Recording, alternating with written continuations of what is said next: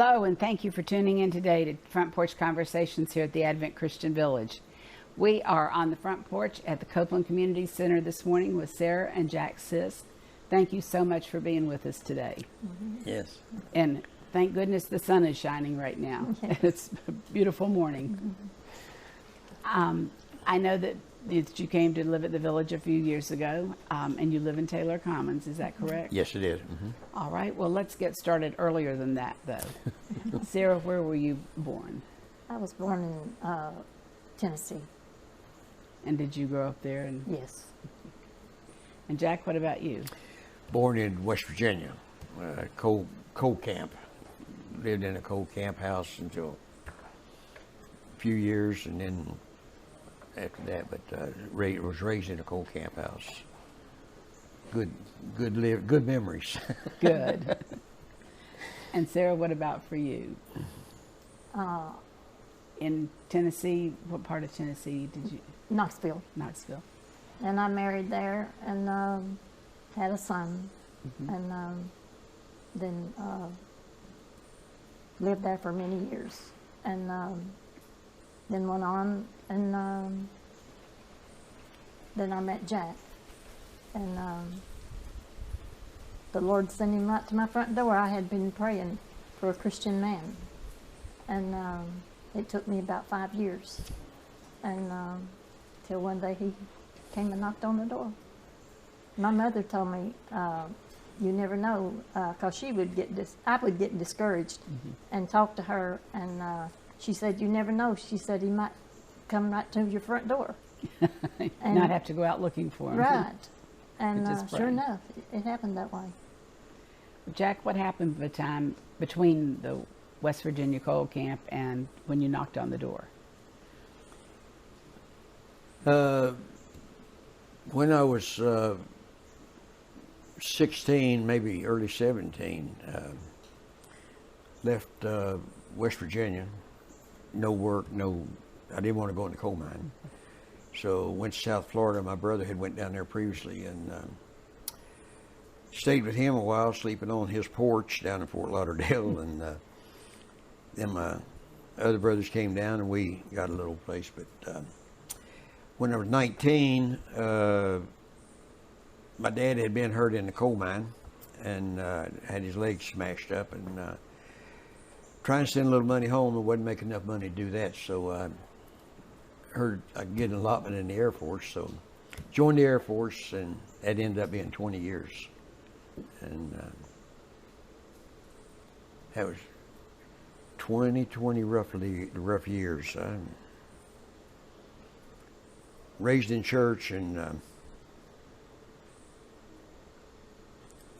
never was a Christian, but tried not to do too evil things anyway around the house. Maybe away from the house did things, but never had drank or never had done anything like that, and got in the Air Force and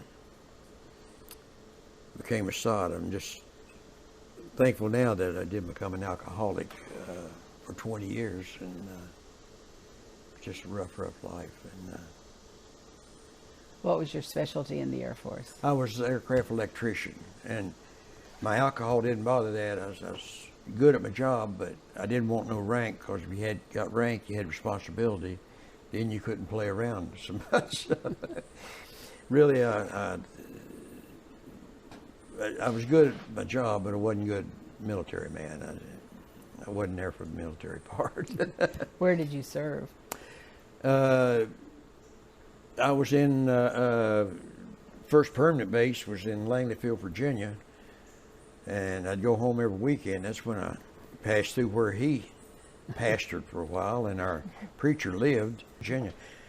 Then I left Virginia, went to Texas, and spent about 3 years in Texas and Fort Worth. And all the places I went were places that added to the way that living I did. And then Indiana for 5 years, and then I started going to the Far East. I was in Vietnam 3 years, and Thailand 2 years, and everything in the Far East. And that accomplished what I wanted. It was cheap booze, and other things I did was cheap. And so all the things I was doing, though, kind of crazy. Like I said, I was raised in church. So I'd be drunk out of my gourd and have a hard time getting back to the barracks. But I'd always pray the Lord not to let me die like that, because I knew I'd go to hell. I remember year after year I'd do that. And I might be somewhere in a bed I shouldn't be in. I turn over and pray to the Lord, please don't let me die like this, because I know I'd go to hell. And actually, at night, it'd be scary, be crying around, and the next day you'd forget about that, and you'd live the day out, and the evening run around doing everything, and then at night when you get in bed, then you get to thinking about things. In that lost state, I've cried myself to sleep a whole lot of times, but never did. Never did ask the Lord to save me. Just don't let me die like this. I don't want to go to hell. It's a crazy, crazy way to live, but I'm just glad things changed. A minute ago, you referred to the fellow over here, so our viewers know that's Don Wrigley, who was a pastor in North Carolina at that time. Is that right? Mm-hmm. Yeah. When you were before North Carolina, the one I was talking about was in Covington. We're in Clifton Forge, Virginia. I would drive when I was at Langleyfield, Virginia. That's at Newport News. Mm-hmm. I'd cut across 60 every weekend that I could get off anyway, going home to Beckley, and they'd go right through Clifton Forge. And I didn't know him or anything, but I just went through that town. That's also where the pastor's from. Mm-hmm. Well, we found a lot of interesting connections doing these front porch conversations. Jack, when did the Lord find you and you find him? And how did that come about? Still, when I retired, my brother and I had bought a piece of ground in Tennessee. Strictly, I was living with him. His home was my home. In fact, he was going to, when I retired, he was in my room. He was going to put a patio out back and a door entrance so that I could come in whatever time I wanted to. He was going to make a special entrance for me into the house. Had it all planned out, and I retired at the 1st of December, and in January I was just getting tired of doing nothing except drinking, really. And so I'm going to go to that piece of ground in Tennessee. I'm going to go to Tennessee to farm, and no, don't do that, stay here. And he was going to get me a job and blah, blah, blah. And said, no, I'm going to go up there, and he didn't want me to. I told him I was going to raise cattle. He said, don't do that, you'll be cutting the trees and there won't be no squirrel hunting up there. So went Tennessee, and we had built a little room to the trailer I had drug in years before from when I was over here in Fort Walton Beach. And I was sleeping in that little room, and had a little wooden stove, and didn't have no electricity when I first went up. I'd pull the truck in behind the trailer next to that room and turn the radio on the Grand Ole Opry and listen to it through the window.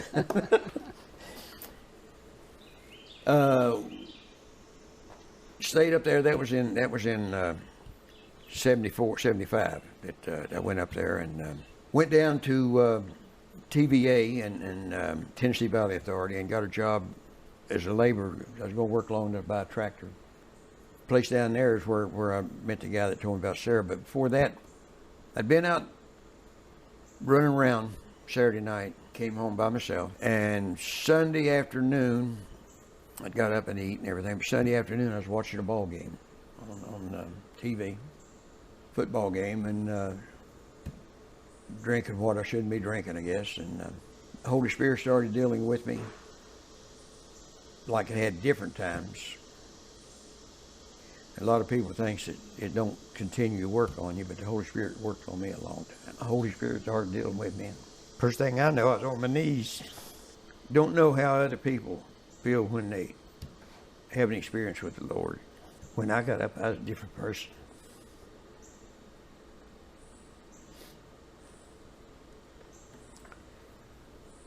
called all my brothers and told them what happened, and don't know if I called anybody else or not. Called everybody. Went in and cleaned up, brushed my teeth, and tried to get my mouth straightened out, my breath, and went out and I found a little church that had been burned down. It was just a basement. Went in and sat there until the preacher got through preaching. I don't know what he said, but I already knew what I was doing. As soon as he got done preaching, I went to the altar. And I'd always heard that you're supposed to confess before man, and I went to the altar and thanked the Lord actually for saving me. And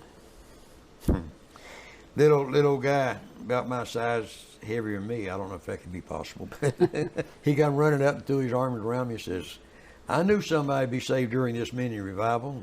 I didn't know it was a revival.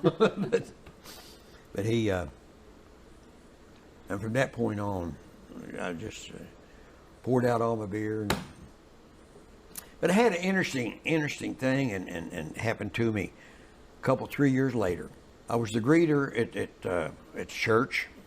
I was out on the porch greeting people for the Christmas play. And the people were coming in, I was greeting them and enjoying a big old cigarette, because on the porch you could enjoy that cigarette. And the last person, or the piano started playing, so I figured it was time to go in. Taking that last big old drag or draw off that cigarette, whatever. Getting ready to flip it away. And I don't know how the Lord talks to you. I know you know it. I don't know the voice or whatever it is. But something told me when I got ready to flip that cigarette away, I said, there's something wrong here. If I can't smoke the cigarette inside the church, then I shouldn't be able to smoke it outside the church, because the Lord's on both sides of the door. And that conviction has been with me. And you know what? That works with cigarettes. That works with alcohol. Makes you wonder why they always have the Lord's Supper. They use wine or use grapefruit juice. But then a lot of people say they can drink. It's no problem. But they don't use it in the Lord's Supper in church. They don't allow no alcohol in church. That must mean it's bad, don't it?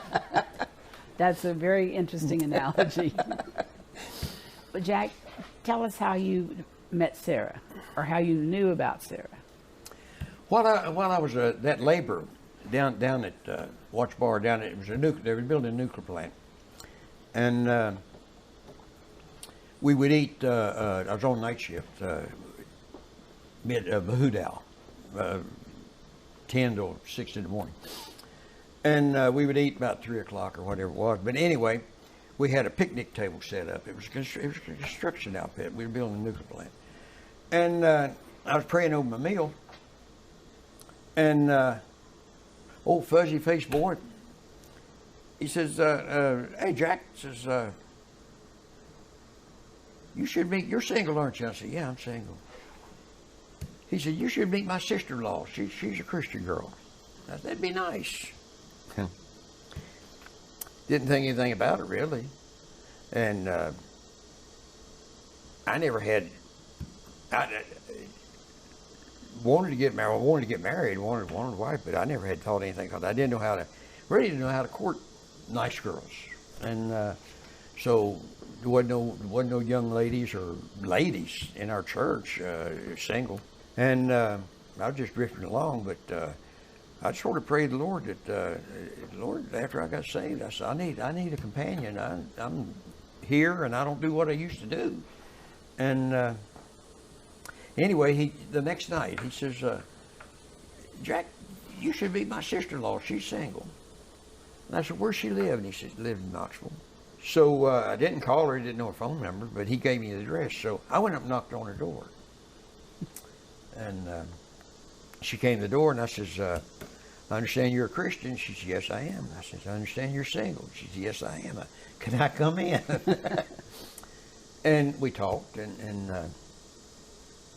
I went home, and I had her phone number, and I called her, and said, I'd like to see you again. And went up and saw her again, and one time I went up, and she was having prayer meeting in her house.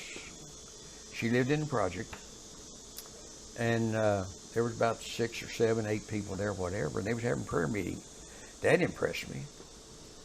And then, after I knew her probably 2 months or whatever of her, my brother fell off a building in Lauderdale, and Larry and I was real close. My brother, we was brothers with buddies. We had to farm together and did everything together. In fact, the day he fell off a building, I had talked to him. He fell Monday. I talked to him Sunday, and I was planning to go back to Fort Lauderdale and go fishing, which he would get the boat ready and get all that stuff and ready and prepared for me. Got to word he fell off a building, and had a brother in Augusta, and I went down to Augusta, picked him up, and we went to Lauderdale. Had a funeral, and one thing did happen there is some of the people I knew in Lauderdale, I was walking around at the wake, or whatever you call it, when all the people come to the house. Had a cup of coffee in my hand, and one of the guys I knew of through Larry, he said, "Jack, it sure is strange seeing you with a coffee cup in your hand instead of a beer can." That was a good thought. It registered me when he said that, because that's somebody I didn't really know close, but knew of me that much. That's what he knew of him, carrying a beer can around all the time. So, but we buried my brother, and I had my truck, and it was down at Larry's, my truck and boat and everything was down there. So my brother took my car back up to Augusta, and I drove the truck and was pulling the boat back to Tennessee. And got up in Georgia, and I don't want to go back to that farm. All I do is think of him, and he's not here no more, and just, I said, I could just turn to the left here and go to California and change my military retirement, my Air Force retirement, and just make a new life out there. Not even go back to where all those memories. And I was driving along, and I said, no, I'll go back up and call that girl. And that's really all I knew about her, that girl. Because I had called Larry and told him that I had been talking to a girl in Knoxville. In years past, I had met a young lady up in outside of Parkersburg, West Virginia. Her daddy owned a big farm and all that. And when I told him I met this girl in Knoxville, he said, "What about our farm up in Tennessee that you're going to get?" But I said, I'll go back up and call that girl. And I went back up, and I did. And I don't think it's the first time I saw her after, but the second time I saw her, I said, "Sarah, let's get married. You've told me that you've been praying for a husband, and I know I've been praying for a wife or a companion, and we'll learn to love each other." And that was 41 years ago. And I guess that we're closer together now than all the time. But we've had some good times together, and she has absolutely helped me in my Christian life. And she gave me the companion that I needed, because when I married her, I was 44 years old, and all the people I knew had already give up on me. Some of them, I think, started wondering about me. But well, Sarah, your mother's statement was really prophetic, wasn't it? Oh, yes. That he might just come and knock on your door. I know it. That's true. It was even a surprise to me. She had a wonderful mother, hard-working woman. Sort of a messed up family as far as the dad goes, in a way. Fine man. She loved him dearly, but he had an alcohol problem, and he was just like a bunch of us, old country boy.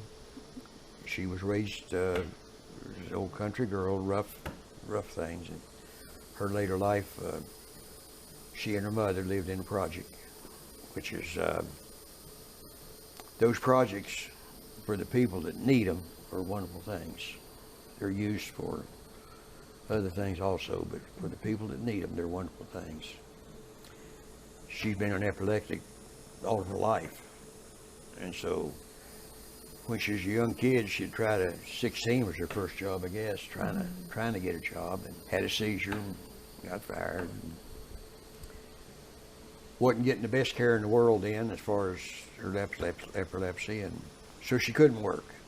And she had a boy. When I married her, she had a 9-year-old boy. I adopted him, and so they became farmers. And what was life like for you, Sarah? Well, at first, I enjoyed it, because it sort of brought back memory of the way my older brothers and sisters was brought up. And so I liked it. And I'd get out and help Jack feed the cattle and just do different things. And it was enjoyable. And how long did you farm? Farmed I had cattle for about 15 years. Why don't you tell us how you two got to Florida and then how you got to the village? I used to come down I was stationed over at Eglin. And I took her down to Eglin 1 or 2 times. And then we used to, when we was in North Carolina, we would come down to Fort Walton, to Port St. Joe, and then to Mexico Beach, and was coming down there, and then we'd go to the commissary at Tyndall, and then go back home. And somebody, and I was actually thinking about buying in Mexico Beach, close to the Tyndall and all this. And somebody said, why don't you go over to Carabel? That's where this land outfit used to be, timber. And they sold out and went to Perry, and land is cheap there.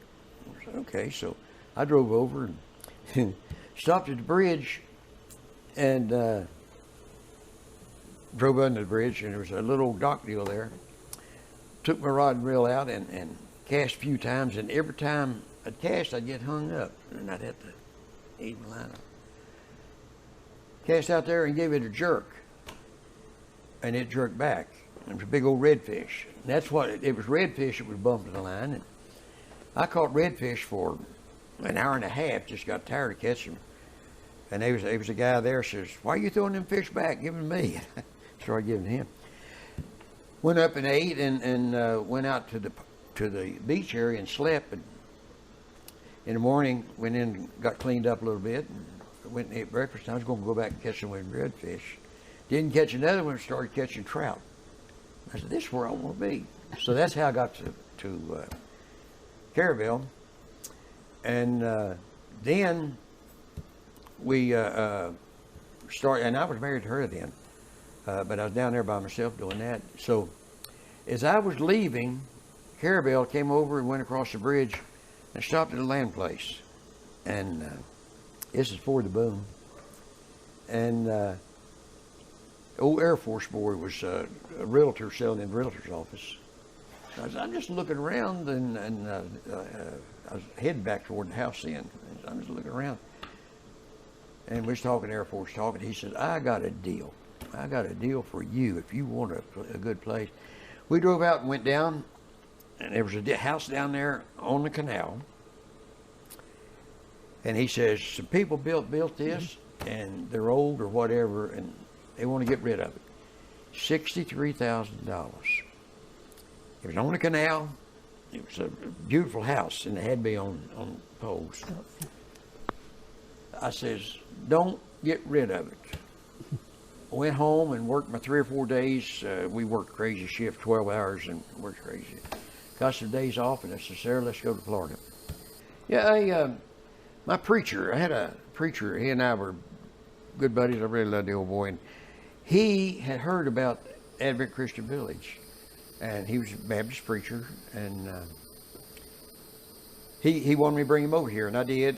They gave me a tour, and they brought me down here to the exercise place, the Copeland Center, and the different places, and I liked what I saw. But took him back home, and he was still wanting to come over. But I owned the Carabel, so everything was sort of forgotten for a while, and this was about 15, 18 years ago. And then a few years back, he had died, but Sarah and I came over, And I had made up my mind, one day I am coming to Advent Christian Village. But we got back to the house, and I said, Sarah, we own here, and I'm still in good health, so I'm not having to go to the doctor, and I can still carry you around. And don't cost as much to live here because we own the house and all that. So then my fishing buddy died, which is one of the things I liked about Carabel. I deep sea fish about 3 times a week. Fishing buddy died, and I tried fishing after that, and it wasn't the same and everything. So gave my boat away, literally gave it away. And told Sarah, I said, Sarah, let's go back over and check that place again. And we came back over and got another tour. And in fact, she showed us an apartment down where we're living in Taylor Common. And got back over, and I said, Sarah, I think we should really consider going over there. And we talked about it, and I gave her a call and said, yeah, we want that place. It wasn't finished yet. In fact, they had to double the walls, soundproof it, and everything. So we couldn't get in until 15 November. And when we could get in, then we started moving stuff over and everything. So that was it'll be 4 years. The 15th of November we've been over here, and I've lived different places, and we've had friends in a lot of different places, but I have never been no place that the people, and I know when I'm talking about the people that they're different denominations and everything, but I've been no place where the people are any nicer and friendlier than they are here. And when we go out somewhere and we speak to somebody or they speak to us, you just get the feeling they want to speak. And it's not that way a lot of places.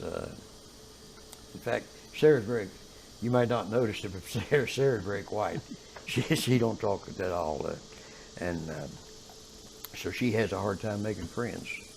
And if I go out somewhere and says, how's Sarah? Where's Sarah? And they're really interested in people. And so that's how we got to know this place. And I am just absolutely happy that we're here. And I'm sure she is too. Well, thank you for sharing that.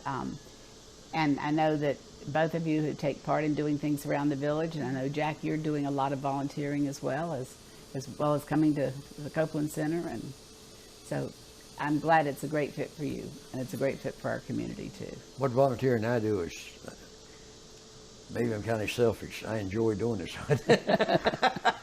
Well, that's what if you're going to volunteer, find something you enjoy doing. Yeah, and it's the people I help. I'm just glad I can do it. Thanks a lot. Jack, I think we're going to need to stop for now. Thank you for tuning in and watching Front Porch Conversations. I hope you'll join us again.